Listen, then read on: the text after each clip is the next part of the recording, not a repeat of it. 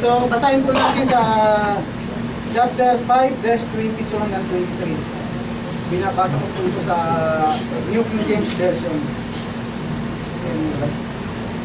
Wives, submit to your own husband as to the Lord. For the husband is head of the wife, as also Christ is the head of the church, and he is the Savior of the body. Therefore, just as the church is subject to Christ, so let the wives be to their own husbands in everything.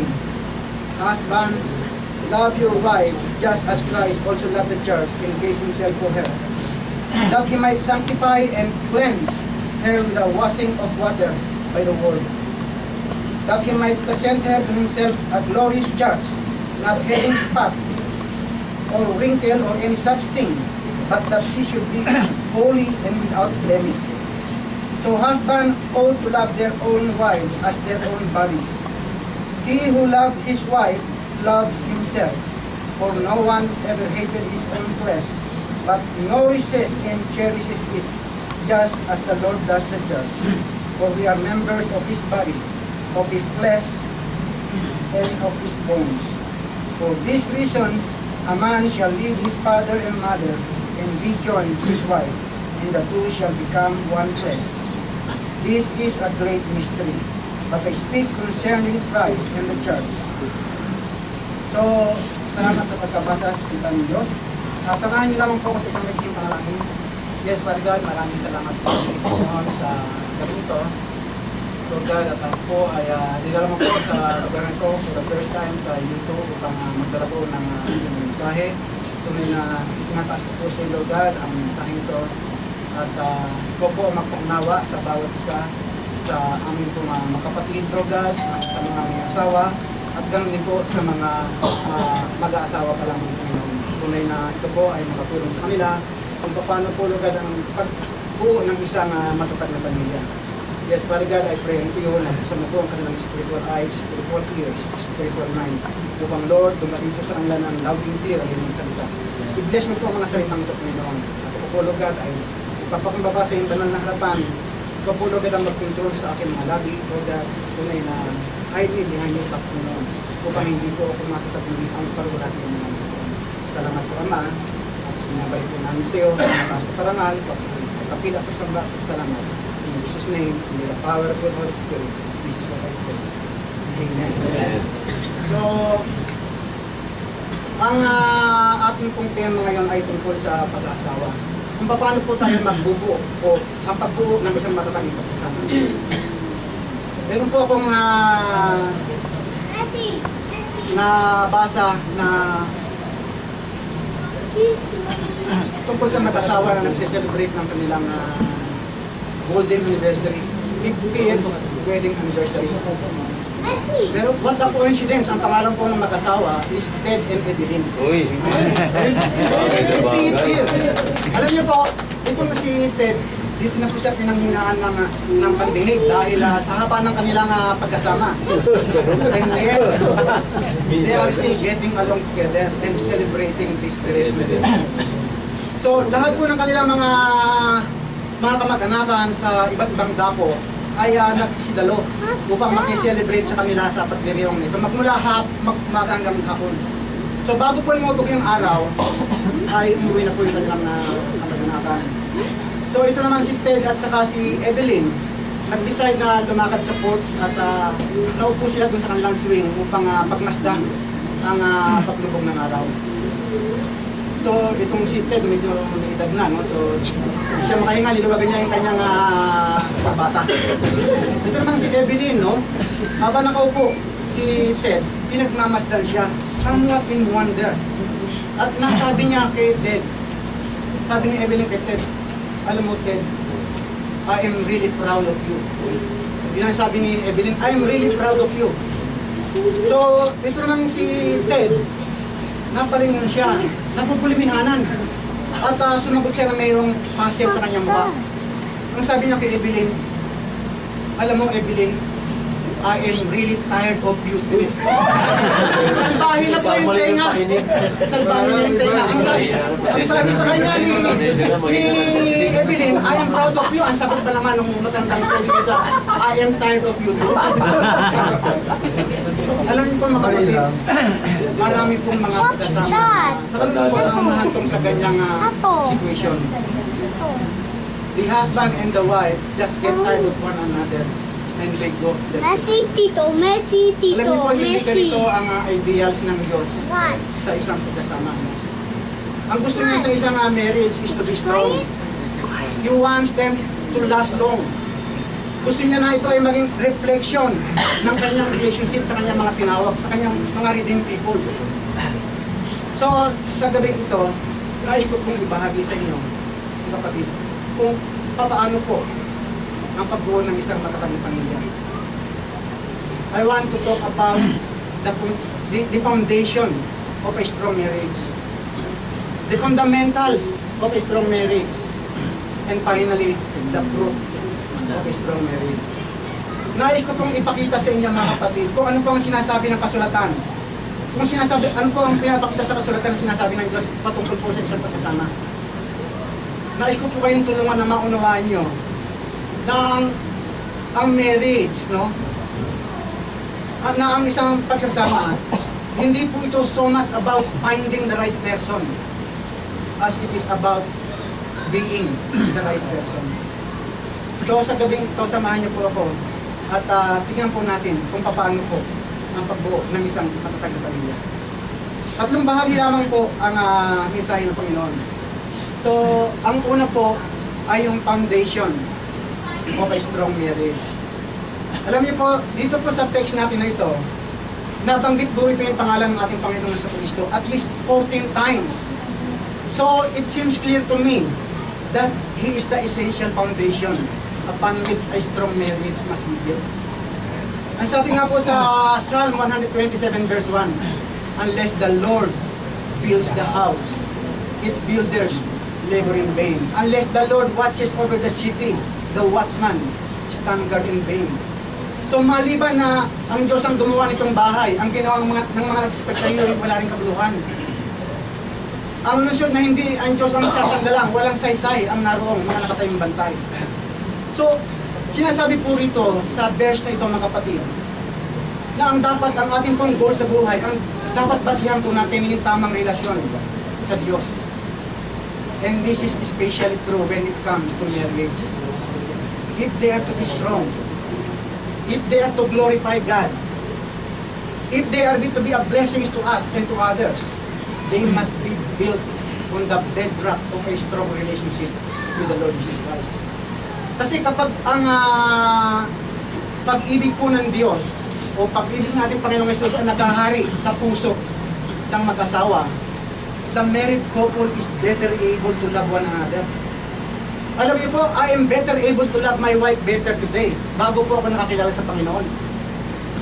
Nung una, parang baliwala lamang po, first year namin ng aking asawa, nung magkaroon po siya ng kami ng anak, parang baliwala po dahil umuwi ako palaging nakainom. Kung minsan, inaabot pa po ako ng umaga. Minsan nga po ay umuwi ako ng umaga. Meron po akong susi sa pintuan namin.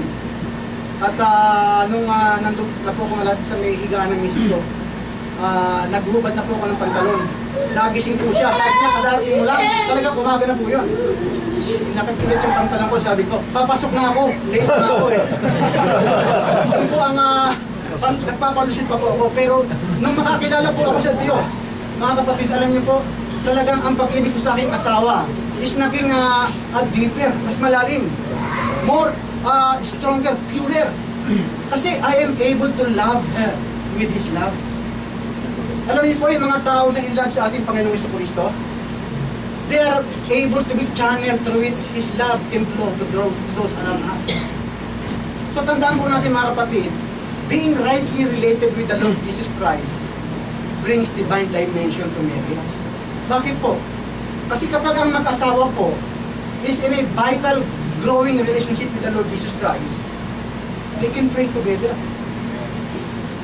They can worship together. They can discuss the things of God together. Their own relationship or their mutual relationship with God moves their own relationship beyond the physical into the spiritual. So, ang nagiging resulta po nito, ang kanila po naging pag-iibigan ay nagiging mas stronger, more deeper, and more enduring than it could be otherwise. Alam niyo po mga kapatid, mahigit 50% ng mga marriage sa buong mundo ang nagpe-fail. Lalo na po doon sa mga bansa na open ang divorce. Kapag dumaranas po ang kanilang pagkasama ng mga matitinding hagupit ng bagyo. Katulad ng unang-una, yung kadalasan na nagiging dahilan is yung pera o pagkakautang. Minsan ay yung lust ng alinman sa dalawa, at yung pong mahalaga yung loss of interest sa other partner. At marami pong ibang mga kadahilanan kung bakit ang pagkasama ay nauuwi sa hiwalayan. Kaya tandaan niyo po ito mga kapatid, wala pong exemption dito. Even Christian marriage is not exempted to this.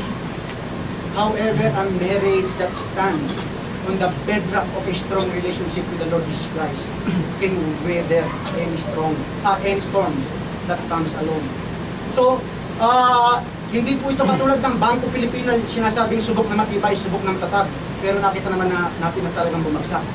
Ang mga katulad po ng ito, kapag ang pundasyon na ating pinagbasihan ay yung tamang relasyon sa ating Panginoong Jesucristo, para po itong yung Mount Zion, no, na hindi talaga matitinag.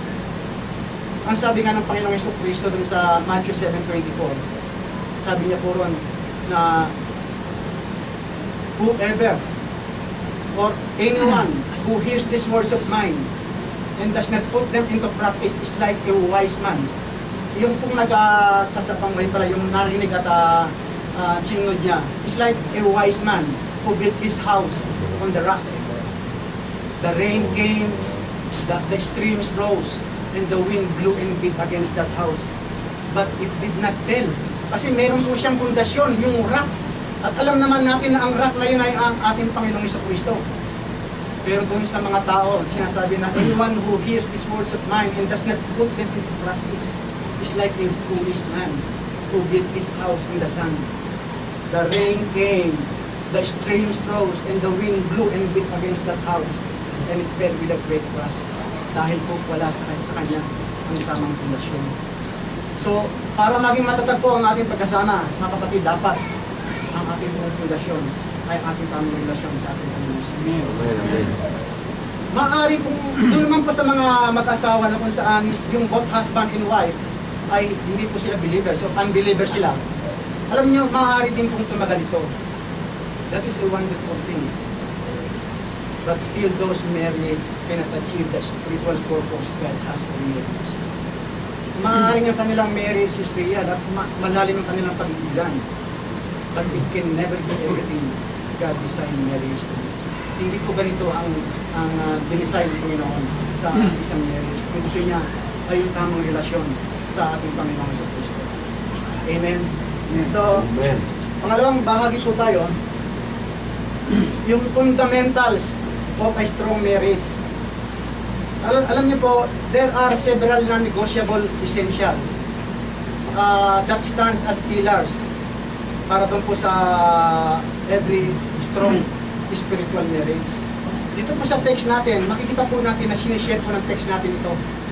Ang una pong fundamentals na nais kong tandaan nyo para sa pagbuo ng isang matatag na pamilya ay yung love. Love po ang una sa lahat. Kailangan nandoon po yung love. When we speak of love, hindi po rito ang klase ng love na tinutukoy ko, ay yung pag-ibig na papanood natin sa mga television o sa mga movies. Hindi po ganoon. Kasi yung ganong klase po ng pag-ibig, no? Ang pinipicture nun is nothing more than sexual desire. So, makita po natin, while our sexual relationship in the context of our marriage is very important, kasi nga it even flows to a more deeper, more spiritual kind of love. Kung naalala niyo po yung sinabi ng Apostle Paul sa 1 Corinthians 7, sinasabi niya na mabuti sa isang lalaki ang hindi mag-asawa. Pero para maiwasan ang pakikiapid, dapat magkaroon ng kanyang asawa ang babae at lalaki. Dapat tugtin ng lalaki ang kanyang tungkulin sa kanyang asawa, pero hindi ng babae. Sapagkat hindi na ang babae ang may kapangyarihan sa kanyang katawan, kundi ang kanyang asawa. At hindi na rin ang lalaki ang may kapangyarihan sa kanyang katawan, kundi ang kanyang asawa. So, huwag kayong magkait sa isa't isa, maliban na lamang kung mapagkasunduan nyo na huwag muna magsiping para maiukol nyo ang inyong panahon sa pananalangin. Pero pagkatapos nito, dapat magsiping na ulit kayo para hindi kayo matukso sa taas dahil hindi na kayo magpagpigil. Yan po yung sinabi ni Apostle Paul. Dito po ba, sino po ba yung mga hindi makapagpigil dito? Kumisan. Wala po ba? Ako, noong hindi pa ako nakakilala sa Panginoon, hindi talaga ako nakapagpigil. Pero ngayon, hindi na po yung growth of spirit. Hindi na po yung self-control. Amen. So, alam niyo po, dinescribe po ni Apostle Paul yung klase ng pag-ibig na dinidiscuss natin dito. Doon po sa kanyang love chapter. Doon po sa 1 Corinthians 13, 4-6. Pakitingnan nga natin, Brad, yung sinasabi po doon sa love chapter. Sabi po dyan, charity suffereth long and is kind. Charity envieth not. Charity vaunteth not itself, is not puffed up, do not behave itself unseemly, seeketh not her own, is not easily provoked, thinketh no evil, rejoice not in iniquity, but rejoices in the truth. So, tignan po natin ang closer look, yung mga kasi kanina ang pinaliwanag natin kapatid na sana yung karakter ni Satan. Ngayon, naalala ko yung sinabi ng ating tagapagturo sa si Sister Teresa na yung karakter ng Diyos, di ba? Pinalitan niya yung imbis na charity or love, pinalitan niya ng God yan kasi alam na natin yung God is love. So, isa-isahin po natin, mga kapatid, ang ibig sabihin para maunawaan po natin kung ano po yung mga karakter ng isang tunay na pag-ibig. Ang una po, yung sinasabi po, love suffereth long. Ang ibig sabihin po ng salitang ito is patient endurance, even when provoked. Long-tempered. So, love does not retaliate. Alam niyo po, mga kapatid, ang tunay na pag-ibig, matyaga po yan. May tiyaga. Kung naalala niyo po yung mga lola't lola niyo, nung unang panahon kapag naliligaw yung mga yan, di ba? Sinasabi nga nila kung may tiyaga ay may nilaga. Nagsisibak pa ng kahoy yan, nag-iitid pa ng tubig. Pero sa panahon natin ngayon, wala na po. Pero yan po ang tunay na pag-ibig. Talagang naroon po ang tiyaga. Pangalawa po, love is kind. Ang ibig sabihin po ng salitang ito is active goodness. It is never hateful or mean. Alam niyo po, ang tunay na pag-ibig, may magandang loob po yan. Love is kind, hindi lamang po sa salita, mga kapatid. Kailangan masigit po sa gawa. Yan po ang dapat ang tunay na pag-ibig. Kaya may magandang loob, lalo na po sa gawa, hindi lamang sa salita. Kaya nga sinasabi ng bagang na kasulatan, di ba, lagi natin naririnig, let your light shine before men, so that they may see your good deeds and praise your Father in heaven. Ang sumunod po na karakter ng tunay na pag-ibig is envy it not. Alam niyo po, yung true love is never jealous. No? Instead of being jealous when other prosper or excel, love is glad or love is pleased when they do well. Ang ibig sabihin lamang po nito, ang tunay na pag-ibig, hindi po nananaghili yan. No, kapag nakikita po natin ang ating mga kapatid na pinagpapala, instead na managhili po tayo o mainggit, matutuwa po tayo, nagagalak tayo. Yan po ang tunay na pag-ibig, mga kapatid. Ang sumunod po, love vaunteth not itself. Ang ibig sabihin po ng salitang ito, no, ang literal meaning po nito is does not make a parade. Love does not brag. It does not look at itself first. Yan po ang tunay na pag-ibig. Alam niyo po, ang tunay na pag-ibig, hindi yan nagmamapuri. Kasi yung iba, talagang pinangangalandakan nila, pinaparaganda yung ano. Pero hindi po ganun. Ang tunay na pag-ibig, hindi po nagmamapuri yan. Ang sumunod po, Love is not puffed up. Ang ibig sabihin po nito, love is not arrogant. Hindi po arrogante ang tunay na pag-ibig. It does not demand to be number one. Hindi po mapagmataas ang tunay na pag-ibig. Hindi siya mapagmataas, kundi nandun po ang kababaang loob. Kapag ang pag-ibig mo ay totoo, yun po, may kababaang loob yun. Ang sumunod po, love does not behave itself unsingly. Ang ibig sabihin po nito, true love is never rude. Hindi po rude, but it always treat others with compassion, with consideration and respect. Ang tunay na pag-ibig po, hindi po magaspang ang ugali niyan. Kundi ang kanya pong pag-uugali ay nandun po yung pagiging compassionate at saka may respeto po yan. Yan po ang tunay na pag-ibig. Yung sumunod po, love seeketh not her own. Alam niyo po, yung true love is never selfish or self-centered. Yan po ang tunay na pag-ibig. It is actively interested in what will benefit others. It does not look at itself first, but always consider another ahead of itself. Ang tunay na pag-ibig, mga kapatid, tandaan nyo, hindi po makasarili yan. Mapagbigay yan. Kung naalala niyo po yung dalawang ina na lumapit kay Haring Solomon para doon sa kanilang anak. Nung sabihin ni Haring Solomon, hatiin sa gitna yung bata. Yung tunay na ina, nagparaya na dahil mahal niya yung kanyang anak, ayaw niyang mamatay. So yan po ang tunay na pag-ibig, hindi po makasarili. Amen?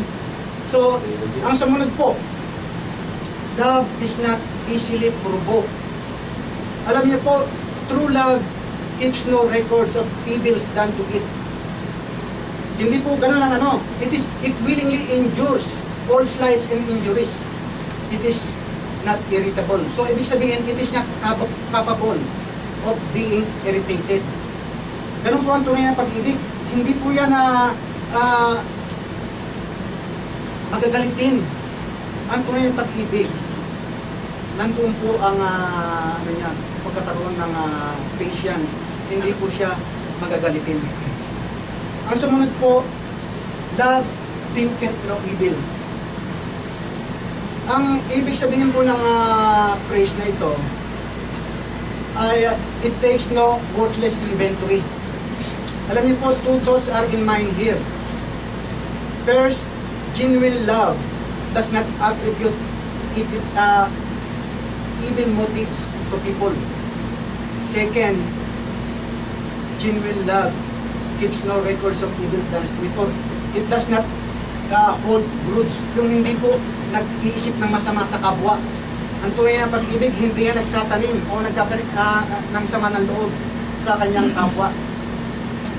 At ang sumunod po, love rejoices not in evil. Ito, alam ko, naunawa natin ito dahil ang alam naman natin na yung talagang pag-ibig, yung love does not rejoice in sin. Hindi po ikinagagalak ng tunay na pag-ibig ang gawang masama. At yung kanyang gusto, yung panghuli ko, na sinasabi na love rejoices in the truth. It rejoices when the truth is proclaimed and the truth wins the victory. Alam niyo po, love is pleased for the truth, or love is glad for the truth, even with the truth hearts. Love is glad when the truth wins the day.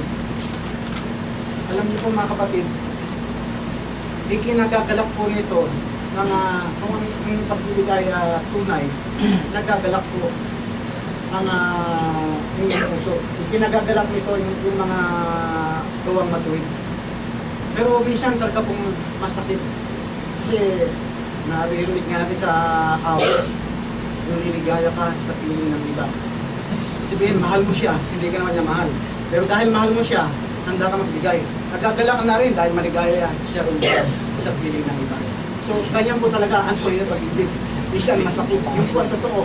Pero maligaya ka dahil nakita mo na mahal mo, maligaya. So, ang ganitong klase po ng pag-ibig, it should be mutual, no? Dapat parehas po ang pag-ibigan ng mag-asawa. The husband is commanded to to love his wife from with every fiber of his being. Ibig sabihin, dapat ang pag-ibig niya sa kanyang wife is talagang hanggang sa himay-may ng kanyang laman.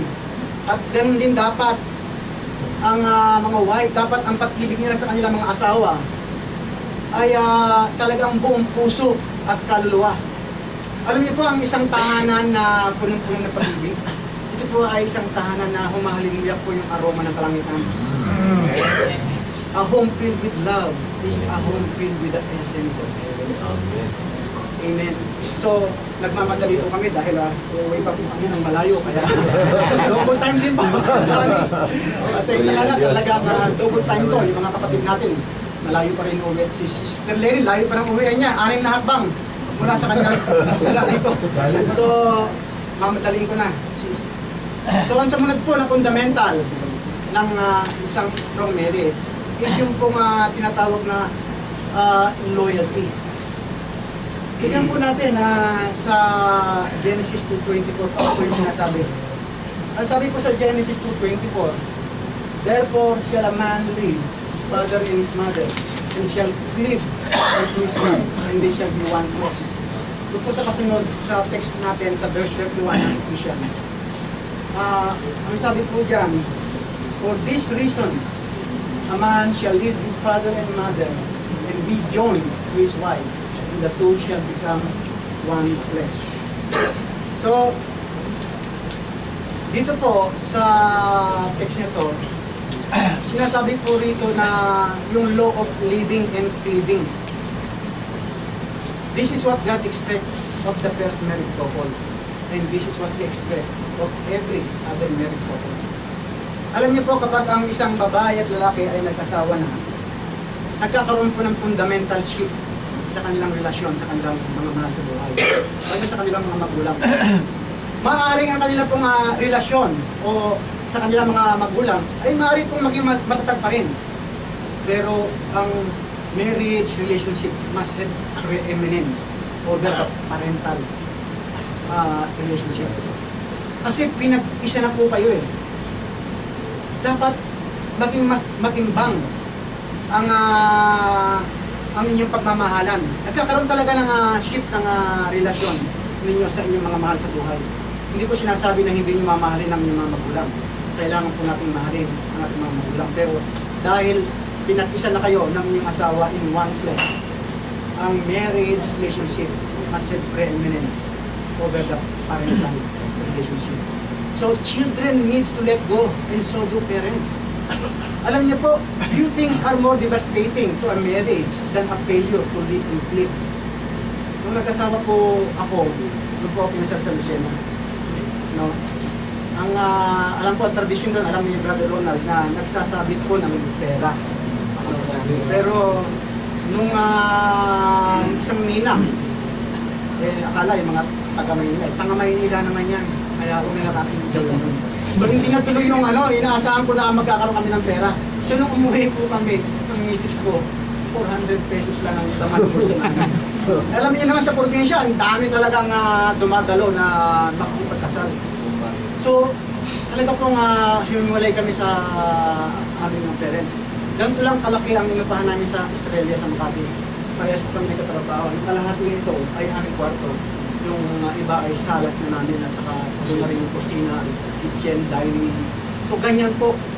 Yan po ang sinasabi ng salita ng Diyos. Dapat, kaya yung mga anak ko, kaya siguro ito ay kaasawa, sabi ko pag nag-asawa kayo, alis na kayo rin sa bahay. Dapat magsarili. Yun po ang sinasabi ng Panginoon sa Sulatan. Na dapat natin sabihin sa ating mga anak na matuto silang tumayo sa sarili nila. So, dito po, mga kapatid, alam niyo po yung word na joy na binasa natin kanina, ang ibig sabihin po nito is to be glued or to stick. Yung sa ibang salin po, united. Yun po ang ibig sabihin nun. It is the idea of two things being banded together in such a way that they cannot be torn apart. Ganyan po pag nag-asawa na kayo, no? Na talagang it is a band, mighty band nga eh. It is a band so deep and so strong that you cannot tell where the one begins and the other ends. Yan po, mga kapatid, ang pag pinag-isa na kayo, pag kayo ay nag-asawa na, ganyan po ang sinasabi ng salita ng Diyos. So, alam niyo po, dinescribe din po ni Apostle Paul yung klase ng loyalty na yan doon sa kanyang love chapter. Doon po sa verse 7, basahin po natin. Ang sabi po ron, bears all things, believes all things, hopes all things, endure all things. So, bigyan po natin ng yung closer look yung karakter ng true loyalty. Makikita po natin dito yung karakter ng true loyalty. Ang una po, ang sabi po ron, bears all things. Alam niyo po, loyal even when the things are tough. It does not walk out in the days of trouble. Nung nga pong retreat, sinasabi ni Brad Russell na meron tayong hindi sinunod sa kontrata natin sa ating mga asawa. Kasi kung meron daw tayo ng contract na magsasama sa hirap at ginhawa, bakit daw natin iniwan ang ating mga asawa? Kasi kasama niya yung asawa niya. No? So, sumagot ako sa kanya. Ang sabi ko sa kanya, Brad, sumusunod din kami sa sinasabing sa hirap at ginhawa. Nandito kami sa Saudi, nagpapakahirap ang aming mga asawa nasa ginawa dahil tinatanggap ko lahat. So, kami mga lalaki nasa hirap, ang mga asawa namin ay nasa ginawa dahil tinatanggap nila yung aming mga padala. So yun ang aking pinatwiran sa kanya. Pangalawa po, ang sabi, believes all things. Loyal. Ibig sabihin po nito, loyalty believes in one mate. It trusts him. It trusts them, no? Dapat nandiyan po, mga kapatid, yung tiwala natin. No? Ang loyalty natin sa ating mga asawa, dapat naroon. May tiwala tayo. Kasi kaya natin pinakasalan yan, mahal tayo. Ang mahirap pagka talagang wala yung pagtiwala sa atin. Hindi tayo loyal. Ang gusto ng salita ng Diyos, ang loyalty natin talagang nandun, yung trust. Kasi kung wala tayong trust sa ating mga asawa, marami tayong nababalitaan na ganyan. At talagang hindi tayo makatulog. So wala sa atin yung kapayapaan pagka ganoon, wala tayong tiwala. Pero ang sabi ng salita ng Diyos, na binibigyan niya ng lubos na kapayapaan ng mga taong nagtitiwala sa Kanya. Dapat ganoon din po ang gawin natin sa ating mga asawa. Magtiwala din po tayo na talagang tayo ay meant for each other. Para sa isa't isa. Itinakda na po lahat po ng sign. Talaga ang tinuturo ay kayo. Yes, kayo. So, ang sumunod po, hopes all things. Alam niyo po, loyalty never looks at the worst for them, but believes only the best. Ang true loyalty, mga kapatid, dapat nandun po yung pag-asa. Alam ko po, nung bago tayo kinasal, yung mga asawa natin, na naliligaw pa, talagang ang bango-bango po niyan. Diba? Lagi nga mabango. Pero kung nag-asawa na kayo, naabisto mo, meron palang putok. Bad breath pala. Pero ang sabi ng salita ng Diyos, huwag mo pong titignan yung kanyang kapintasan. Dapat yung katangian ng asawa mo ang titignan mo. Hindi yung kapintasan. Mababago din yung kapintasan yan, basta paliguan mo lang palagi. Wala yun. So, sa kapag-pintasin mo palagi yan. So, ganun po mga kapatid, dapat talagang ang loyalty natin ay naroon punong-puno po tayo ng pag-asa. Kung ano kasi, nabago na po tayo eh. Kung wala na po sa atin yung dating makakilala sa Panginoon sa Kristo. So ang panghuli po, ang sinasabi, endures all things. Alam niyo po, loyalty is taken out. Loyalty does not abandon. Ito po, ang sinasabi po rito, na dapat walang iwanan. Kaya nga tayo nung nagkasawa po tayo, sinumpaan natin sa harap ng Panginoon na till death do us part, di ba? So hindi yung nagkaroon na ng konting karamdaman ng ating asawa ay gusto na nating iwanan. Hindi po ganoon. Pero nga po akong narinig na istorya ng mag-asawa. Mr. Lenny.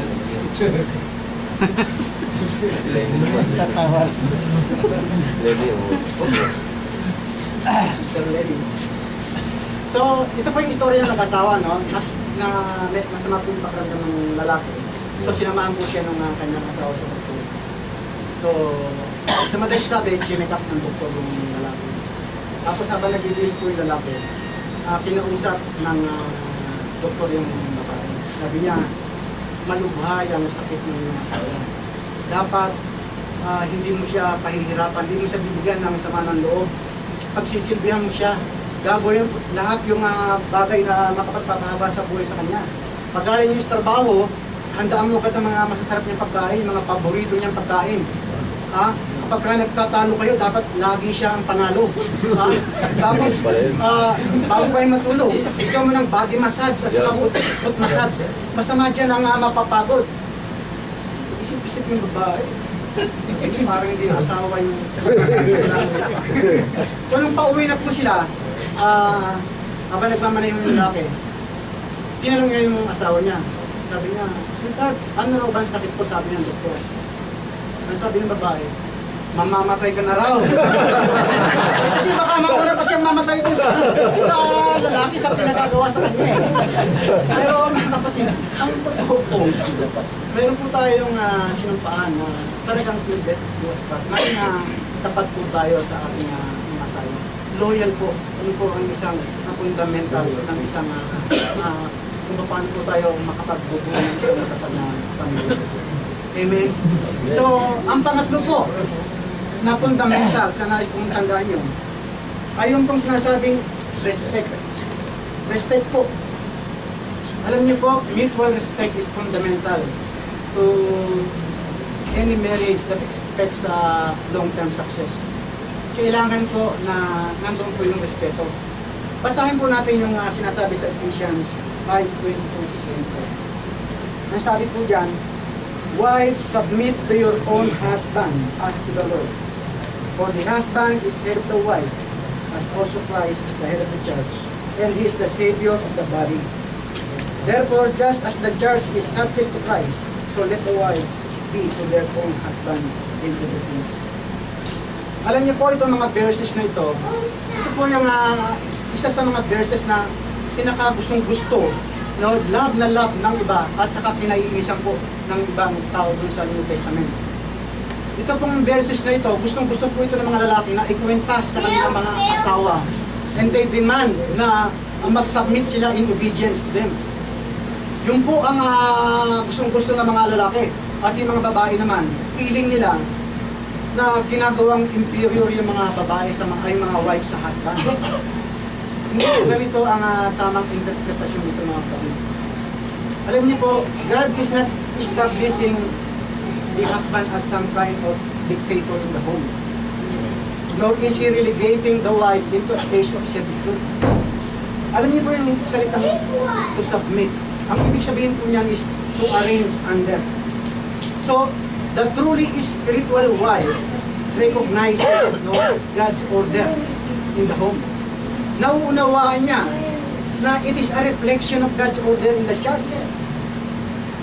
Alam po natin na si Jesus is the head of the church and we have to submit to His headship. Ganon din po naman, yung mga husband is given the responsibility of leading the home. And the godly wife follows her husband leadership willingly and humbly. Tayo mga husband, hindi po natin dapat dinidemand sa ating mga wife na mag-submit sila sa atin. Kasi they are to over it freely and lovingly. Alam niyo po, ito pong submission nito is to his own or to her own husband only. Gusto ko lamang po sabihin sa inyo na ang mga kababaihan, hindi po yan inferior o subservient sa kanilang mga wife. Parehas lamang po yan. Even in the home. But God has invested leadership to the husband. And he will be held responsible for leading the home. Alam niyo po kami mga husband, magbibigay po kami ng account for our action as head of the home. Pagharap po namin sa aming Panginoon sa Kristo. Ang nais ko naman po sabihin ng kapatid na ang mga babae, hindi po yan na mababa. Parehas lamang po yan sa mga lalaki. Kaya nga, kung naalala niyo po, nung walang gusto, pero ang sinasabi po ng salita ng Diyos na yung mga babae, hindi nila pinapahintulutan na magturo, lalo yung sa TV, hindi pinahihintulutan ng magsalita doon. Pero alam niyo po, tama po yun. Pero kung wala pong isang lalaki na handang mag-take ng responsibility, kung paano po nagpadala ang Diyos ng isang Deborah sa Israel para maghukom ng 40 years, nagpapadala po ang Diyos dito ng isang Sister Teresa para pamunuan po ang silihan. Kung wala pong gustong mag-take over ng responsibility na yon, pwede ba ng 40 years na? Salami pa kami niyan. So,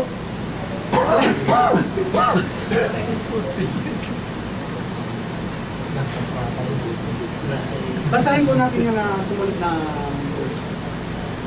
Sa verse 28 to 29. Nasabi po dyan, so husbands ought to love their own wives as their own bodies. He who loves his wife loves himself. For no one ever hated his own flesh, but nourishes and cherishes it, just as the Lord does the church. Alam niyo po, I willingly submit to the Lordship of Jesus Christ. Kasi alam ko po na mahal ako ng ating Panginoong Kristo. Na nauunawaan ko na binigay niya po yung sarili niya to save me, sacrificially, willingly, lovingly, and unconditionally. So, I respond to His love by respecting Him. So, alam niyo po, the same is true in the home. Kapag nalaman po ng ating mga wife na ang pag-ibig po natin sa kanila, that we love them sacrificially, willingly, lovingly, and unconditionally, they will respond by respecting us. Ang dahilan po kung bakit karamihan sa mga babae ay hindi makapag-submit sa kanilang mga asawa. Kasi sa sobrang pagmamahal po ng lalaki, inaabuso naman po ng mga babae. Ginagawa nilang Andres de Saya ang kanilang mga asawa. Dahil kasi sa talagang masama talaga yung sobra eh. Kaya dapat hindi sobrang pagmamahal ang ibigay natin.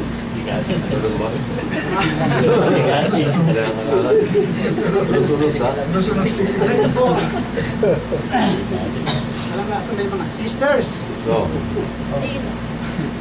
Ladies, this is no excuse for rebellion in the home.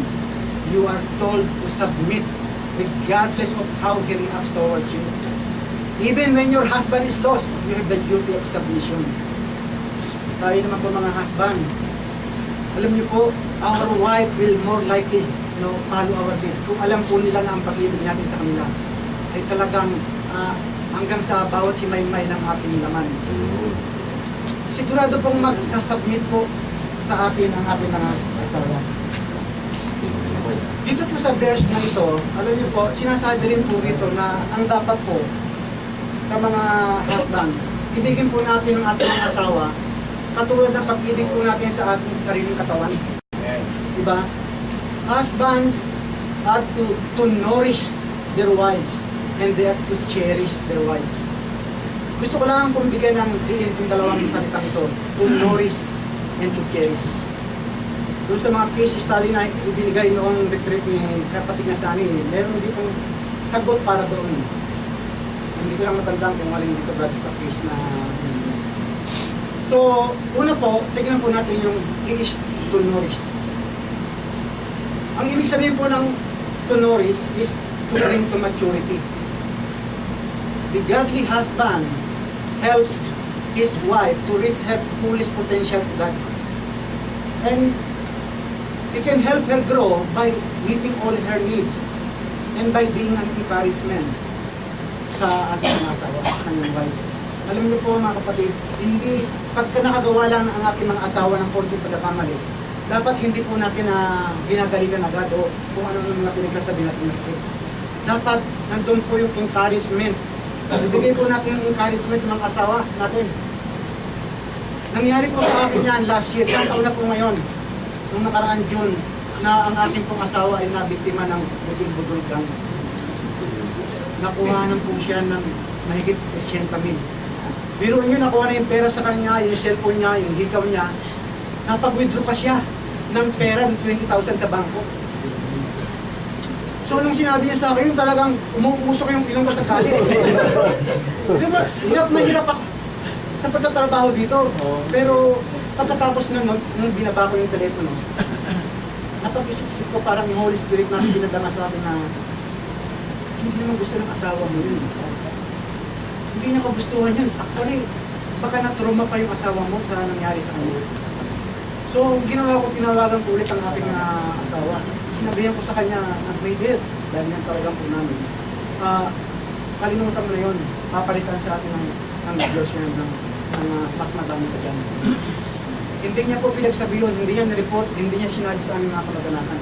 Yung mga anak ko lang po ang sinasama. So, dapat ganun po ang gawin natin pag-nourish sa ating asawa, no? Hindi yung makagawa lang ng konting kamalian, kung ano naman sinasabi natin masasakit. Dapat tayo po ay maging encouragement sa ating mga asawa. Yun po ang dapat na kailangan natin. Amen? Yung sumunod po, he is to cherish. Ang ibig sabihin po ng to cherish is to soften with heat. So yung mga husband has to give tender love. Ito yata yung sagot sa nila sa isang case nun. Kasi diba pinipilit yata yung rin. So dapat yung mga husband is to give tender love to their wives. No?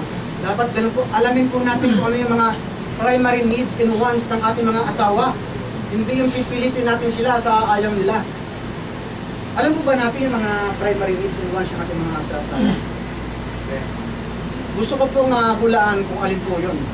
Mga sister, sabihin nyo lang, no amen kung hindi po kayo isang ngayon. Sabihin nyo kung isang kayo kayo, amen. Alam niyo po yung primary needs and wants ng mga kababaihan, mga asawa natin. No? They need to feel love. They crave special attention. Hindi sa kulang po sila sa pansin. They want time. They need time, attention, and a sense of security. Yan po ang primary needs and wants ng mga babae. Amen po ba o hindi amen? Amen. So, the loving husband can easily provide this sa kanilang mga asawa. Dahil, ang sabi po ng salita ng Diyos, sila po yung wicked vessel. Sinasabi po dyan sa 1 Peter 3:7 na yung mga babae is their wicked vessel. Andito naman po tayo, no? Gusto ko lamang pong sabihin na ang ibig sabihin po ng wicked vessel, hindi po mahina, hindi po weak or inferior. Hindi po weak ang ibig sabihin yan, mga kapatid. Alam niyo po yung mga babae, meron po yung kakaibang lakas. Meron po silang special na lakas na hindi kaya ng mga lalaki. Lalo na po sa pag-handle ng mga finances, she should be quite marinig. Bakit po kang munang tumawa? So, alam niyo po, gusto ko lang po ibigay sa inyo yung istorya nitong babae na to, no? Meron pong mag-ama na mayaman. Yung pong lalaki, 36 years old na po siya, no? Pagkatapos, ang kanyang tatay ay matanda na, malapit nang mamatay. So, may testamento na po na pinapamanahan siya ng 200 million. So, nung pong dumalo siya sa isang business conference, alam niyo naman po, mayayaman ng mga tao yan. So may nakita po siyang isang babae na sadyang napakaganda. Ang ganda po ng katawan, siksik, ligligaw, maapaw. Napakaganda po, nilapitan niya. Siyempre, gusto rin niya mag-asawa, no?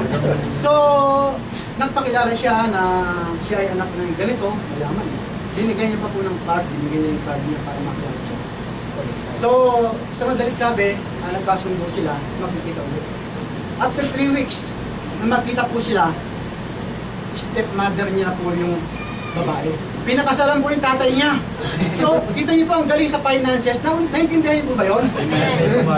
Ang pinakasalan po ng babae yung tatay ng lalaki dahil mas mayaman niya, dahil yung yun na magbibigay ng sa kanya. So, mas mapera yun. Kaya mahusay talaga yung mga babae. Kasi sa finances, maaasahain po yung mga babae.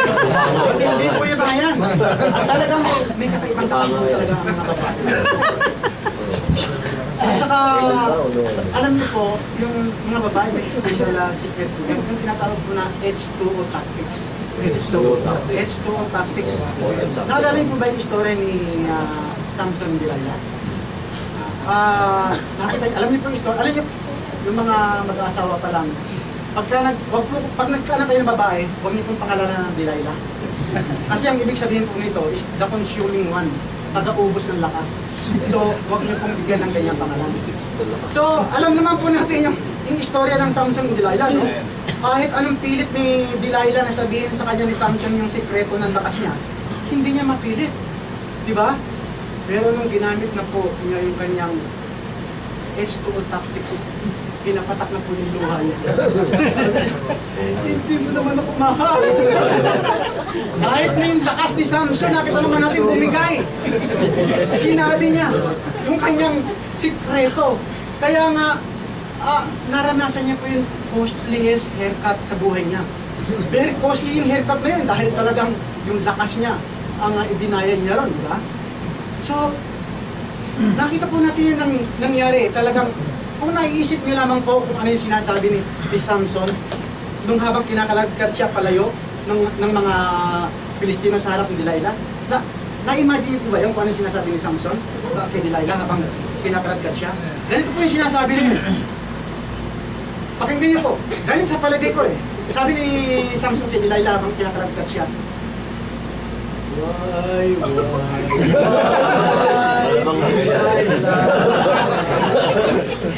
so, yun po yung meron po, kaya nga sinasabi ko, yung ibig sabihin po ng weaker vessel, hindi po weak or inferior, mga kapatid. Alam niyo po ba yung ibig sabihin ng praise na yan? Ang ibig sabihin po ng praise na weaker vessel, it is a vessel that is delicate and of great value. It is a vessel that is delicate and of great value. Kaya nga tayo mga husband, we are to handle them with love and tender care. Para pong pulbos, tender care. Pinapulbosan po yung asawa natin kapag mga talagang pinapakita nila yung pagmamahal sa kanilang mga sanggol. Diba? Sa pamamagitan ng pagpupulbos ng tender care. Yan po ang ibig sabihin ng wicked vessel ng pagit. Hindi po mahingayang, kaya huwag niyo pong i-underestimate ang lakas ng mga asawa. Mga tindihan. Amen? So yung last just po na fundamental sa life ko kung tandaan nyo is yung pong faithfulness. Napakahalaga po yan. Basahin po natin dun sa verse 31. Nasabi po sa verse 31. For this reason, a man shall leave his father and mother and be joined to his wife, and the two shall become one flesh. Alam niyo po, dito sa yung faithfulness na sinasabi dito, alam niyo po, ang sinasabi po ng verse nito, speaks of a bond that exists between a husband and a wife. It is a bond that can only exist between two people. Alam niyo po, there is no room in a marriage relationship for a third party. It is never acceptable for a man or a woman to have a sexual or emotional relationship with the other members of sex at the same. Dapat ang ating pong relationship sa ating mga asawa is to be one of absolute faithfulness, both physically and emotionally. Mga kapatid, adultery is a sin regardless of what the form it takes, what form it takes. Nababalitaan po natin, kahit na malayo po kami, nasa Tagko, nababalitaan po namin na marami daw pong kababaihan dito na meron na po mga asawa sa kanilang sa ating pong bansa ay naghahanap pa rin po ng bank partner nila dito. Narinig po namin yan at meron din po mga tao na nakararating sa amin na meron din ganyang klase ng relasyon. Alam niyo po, kung meron po yung alam na ganito, sabihan po niyo dahil hindi po tama. Kawawa po yung mga babae. Mahal ko po yung aking asawa at saka yung aking anak na babae. Kaya dapat sabihan po natin, agabyado po yung mga babae sa ganyang sitwasyon. Kahit anong panahon na ating Panginoong sa Kristo, kung naalala niyo yung babae na aktuhan sa pangangalo niya, nung kinuha po sila, di ba yung babae lang ang kinuha? Bakit ilan po ba ang para mahuli ka na act of adultery? Isa lamang po ba? Pero doon nakutan natin na isa lang. Yung babae lang ang kinuha at gustong patuhin hanggang mamatay sa harap ng ating Panginoon sa Kristo. Eh, nasan po ba yung lalaki? Alam niyo po ba kung nasa yung lalaki? Isa po rin sa sumisigaw na, batuhin, batuhin. Yung po, ganun po ang nangyayari sa, kasama na siya doon sa nahuli. Siya pa yung sumisigaw na, batuhin yung babae. So, agkabyado po, mga kapatid, ng mga babae. Kaya, pagsabihan po natin, malimut tayo natin. Amen? So, tapos na po yung maligayang natin. Pupunta na po tayo sa pinakahuling bahagi at wala na po tayong makikita dapat natin ikagawa dahil ito po ipag-usapan natin dito yung the fruit of a strong marriage. Yung pong bunga ng isang matatag na pagkasama. Ano po ba ang magiging outcome ng all the love and effort natin sa isang marriage? Alam niyo po, it will bear fruit for glory. Hayaan itong i-share ko sa inyo, mga kapatid, kung ano po ang maaaring i-produce o maaaring maging bunga ng isang matatag na pagkasama. Ang una po, a strong marriage sanctifies the home. May mga brad kung meron verse na nakakita.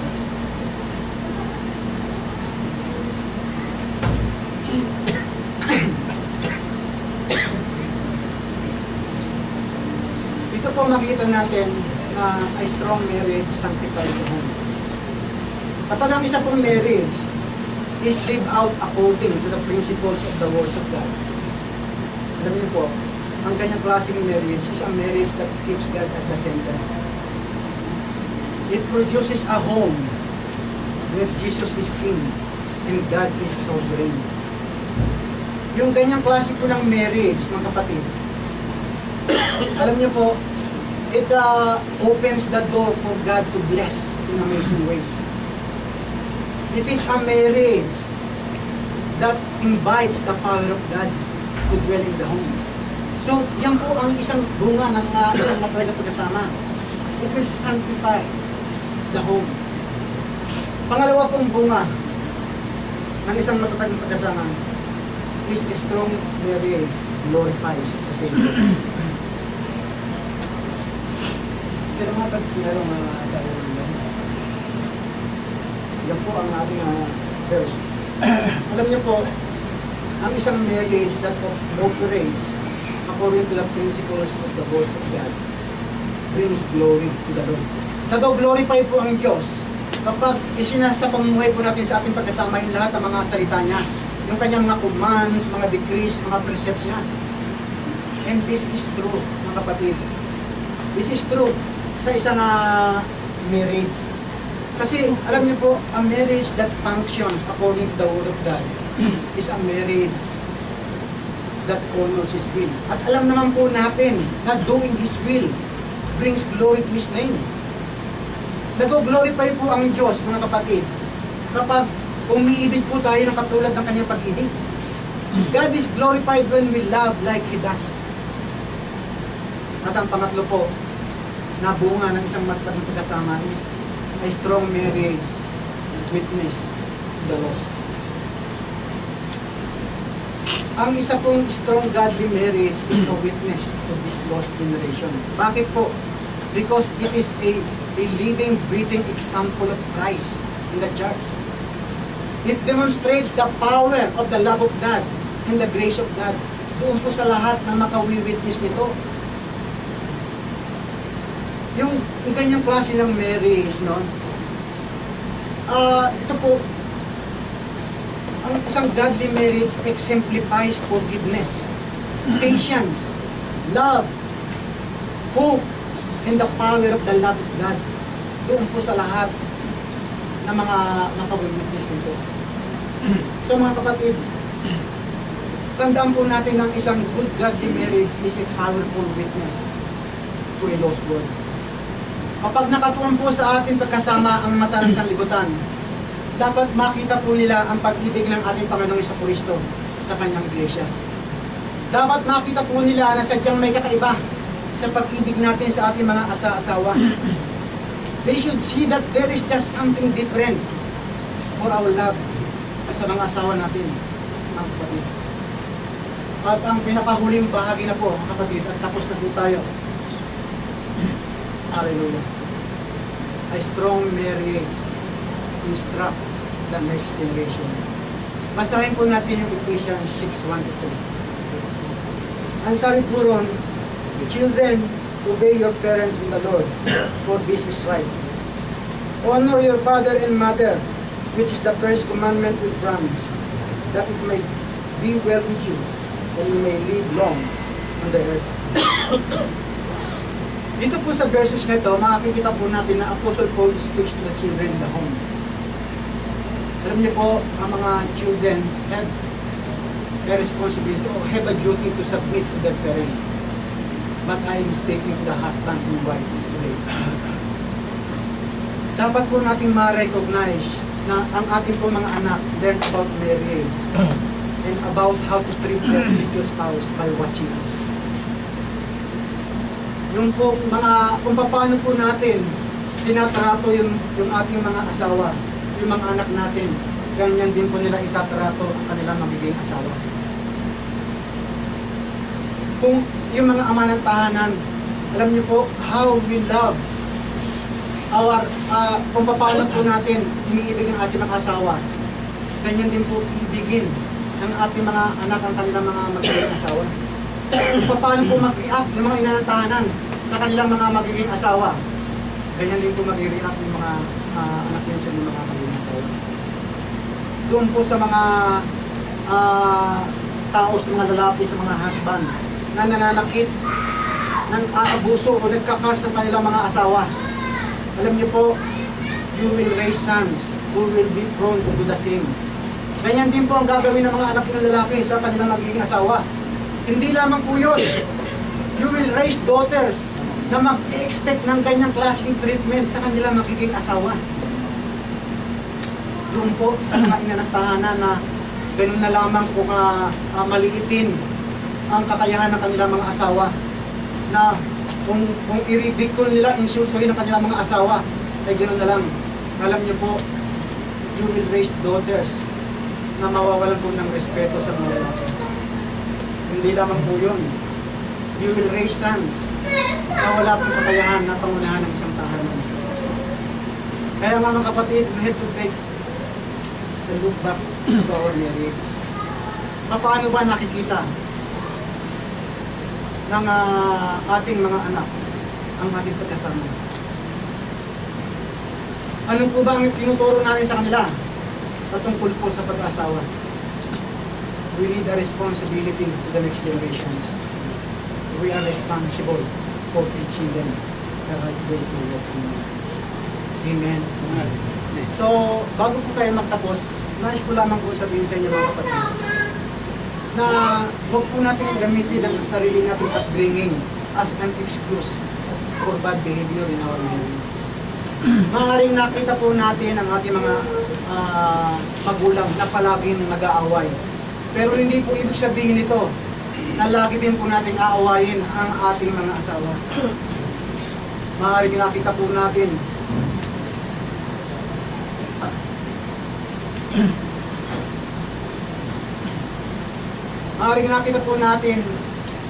ang ating mga ina, no? Na ganun na lang kung maliitin nila o pagsabihan ng hindi maganda, sagot-sagutin ang kanilang mga asawa. Pero hindi po ibig sabihin ito ay ganun din po dapat ang gagawin natin sa ating mga sa mga mananakit ang tahanan, sa kanilang asawa, sa mga manantahanan, sa kanilang ito, nakita man natin mga magulang, dapat hindi po natin tularan yung mga ginanda. Alam niyo po, if you are saved, no, you are changed.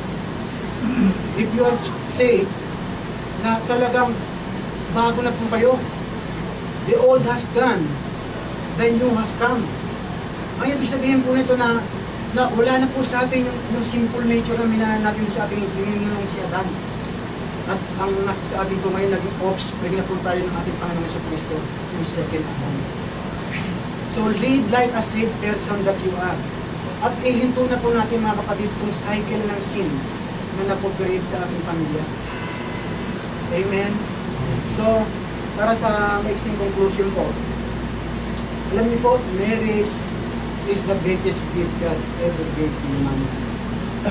But it is truly beautiful when it operates like God intended. Kung nangusap po sa inyo ang salita ng Diyos, kagabi ito patungkol sa inyong kasama, maaari po kayong lumapit sa Panginoon, no? At kung pwede po kayong mag-pray together, maaari po kayong lumapit sa Panginoon and ask Him to strengthen your bonds. Kung kinakailangan mag-apologize kayo dahil sa mga pagkukulang sa isa't isa, gawin po ninyo yun. Kung kinakailangan lumapit kayo sa Kanya para pasalamatan siya sa ginawa niya sa inyong tahanan, gawin niyo po yung mga gawin. This is a great time to make your marriage stronger. Tandaan lamang po natin yung mga dapat na alituntunin para magkaroon po tayo ng isang matatag na pamilya. Yung pong foundation of a strong marriage. Yung pangalawa po, yung fundamentals of a strong marriage. Yung pong love, yung loyalty, respect, at saka yung faithfulness. At tandaan po natin mga kapatid, yung bunga ng isang strong marriage na it sanctifies the home. It glorifies the Savior. It witness to the lost. At yung panghuli po, it instruct the next generation. So, kung nangusap po sa inyo ang salita ng Diyos sa gabi ito, patungkol po sa some sin and failure in your life, He offers forgiveness if you will bring it to Him. Ang gusto ng Panginoon, kung out of God's will niya kayo, dapat you can come home. If you are lost, you can come to Jesus. So, iyon po ang mabuting balita ng Diyos sa gabi ito, mga kapatid. Sa Kanya lamang po ang papayaan. Amen.